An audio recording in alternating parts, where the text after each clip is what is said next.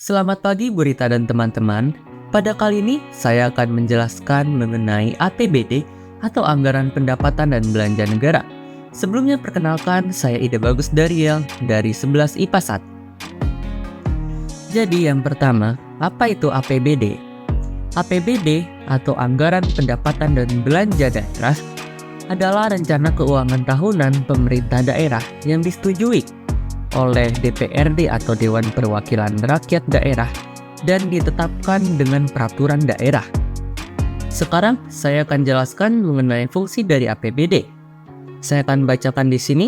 Fungsi APBD ada 6. Yang pertama adalah otorisasi. APBD menjadi dasar untuk melaksanakan pendapatan dan belanja pada tahun bersangkutan. Yang kedua adalah fungsi perencanaan. APBD menjadi pedoman bagi manajemen dalam merencanakan kegiatan pada tahun yang bersangkutan. Yang ketiga adalah fungsi pengawasan.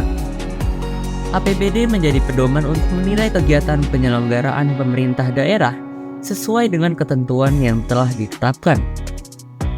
Yang keempat adalah fungsi alokasi. APBD, anggaran daerah harus diarahkan untuk mengurangi pengangguran dan pemborosan sumber daya dan meningkatkan efisiensi dan efektivitas dari perekonomian daerah. Yang kelima adalah fungsi distribusi. APBD harus memperhatikan rasa keadilan dan kepatutan. Dan yang terakhir adalah fungsi stabilisasi. APBD harus bisa menjadi alat untuk memelihara dan mengupayakan keseimbangan fundamental perekonomian daerah. Sekarang saya akan jelaskan sumber-sumber penerimaan APBD. Sumber-sumbernya dibagi menjadi 2, yaitu pendapatan daerah dan pembiayaan. Pendapatan daerah dibagi menjadi 2, yaitu pendapatan asli daerah dan dana perimbangan. Pendapatan asli daerah atau PAD bersumber dari pajak daerah, retribusi, hasil pengelolaan kekayaan daerah yang dipisahkan, dan PAD lain yang sah seperti pendapatan bunga dan lain-lain. Dana perimbangan berasal dari dana bagi hasil, dana alokasi umum, dan dana alokasi khusus. Dana bagi hasil bersumber dari pajak seperti PBB, BPHTB, PPH, serta bersumber dari sektor-sektor seperti kehutanan, tambangan umum, perikanan, pertambangan minyak bumi, gas, dan panas bumi. Dana alokasi umum adalah dana dari APBN yang dialokasikan kepada suatu daerah dengan tujuan pemerataan kemampuan keuangan antar daerah. Dana alokasi khusus adalah dana dari APBN untuk mendanai kegiatan khusus dari daerah.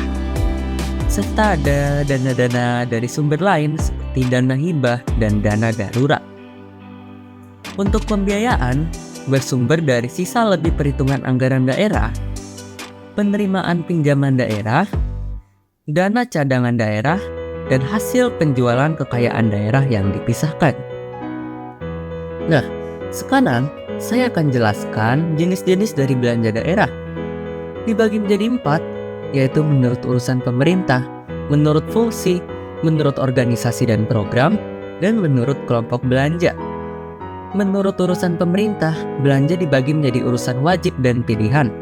Urusan wajib adalah pendidikan, kesehatan, pekerjaan umum, dan perumahan rakyat. Sedangkan urusan pilihan adalah pertanian, kehutanan, energi, dan sumber daya mineral.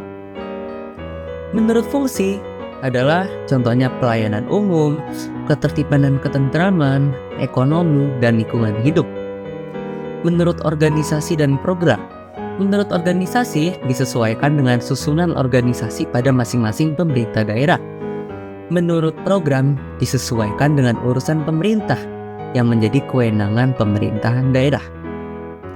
Menurut kelompok belanja dibagi menjadi tidak langsung dan langsung. Tidak langsung itu artinya tidak terkait langsung dengan pelaksanaan program. Contohnya adalah belanja pegawai, bunga, subsidi, hibah, bansos, belanja bagi hasil, bantuan keuangan, dan belanja tidak terduga. Sedangkan yang langsung dianggarkan terkait secara langsung dengan pelaksanaan program dan kegiatan daerah.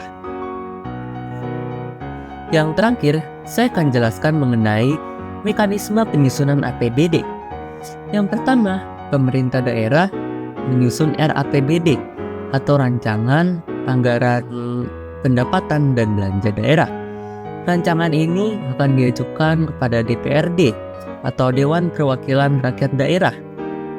Lalu rancangan ini akan disidangkan sehingga menghasilkan 2 keputusan, yaitu diterima atau ditolak. Jika diterima, maka akan ditetapkan menjadi Perda APBD, dan jika ditolak, maka akan menggunakan APBD tahun sebelumnya. Juga ada peran dari Mendagri untuk mengevaluasi rancangan ini, sehingga tidak bertentangan dengan kepentingan pemerintah pusat. Sekian penjelasan saya mengenai APBD, semoga dapat menambah wawasan Anda sekalian. Terima kasih telah menonton video ini.